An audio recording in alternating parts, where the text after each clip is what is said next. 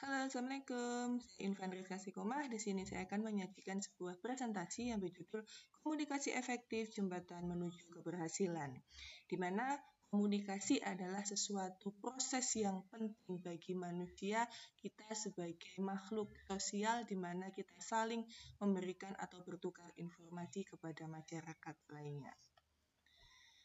Tujuan presentasi kita kali ini ada 4, kurang lebih. Yang pertama adalah mengetahui bagaimana komunikasi yang efektif.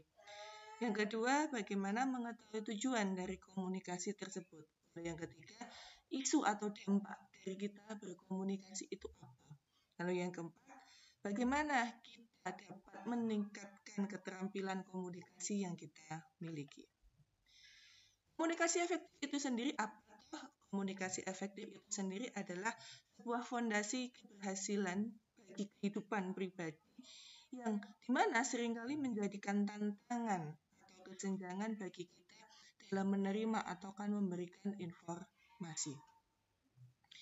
Sedangkan tujuan komunikasi itu ada 2. Yang pertama adalah membangun hubungan yang kuat dan yang kedua adalah pertukaran informasi dan pemahaman. Membangun hubungan yang kuat itu pun sendiri di sini juga memiliki dampak.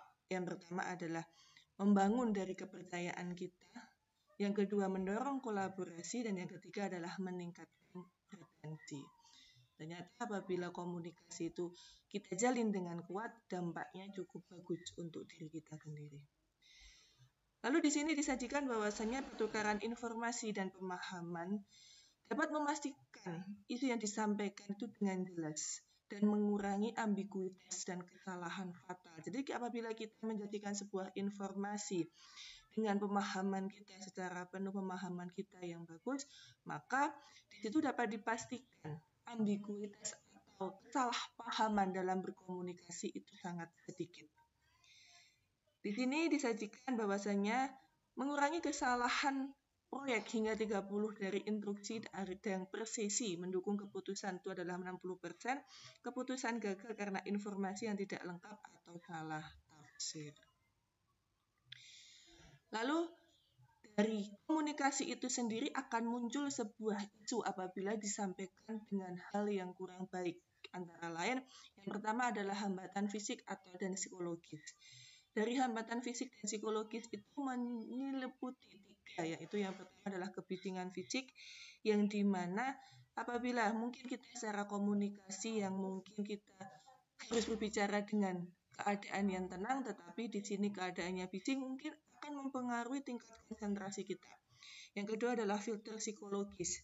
Bahwasanya perlu kita ketahui, di bawah alam sadar kita hanya mampu menangkap 7% dari pesan yang ada. Lalu yang sering terjadi adalah miskomunikasi yang dimana dapat merugikan berbagai pihak. Lalu bagaimana? Di sini ada solusi meningkatkan keterampilan komunikasi, yaitu dengan kita mendengarkan secara aktif atau kita memperhatikan orang yang sedang berbicara. Yang kedua, memberikan umpan balik. Lalu yang ketiga adalah klarifikasi. Atau mungkin apabila kita diajak berbicara dengan orang dan kita mungkin tidak atau kurang paham, kita bisa mengulang atau kita bisa mengklarifikasi dari apa hal yang mereka sampaikan.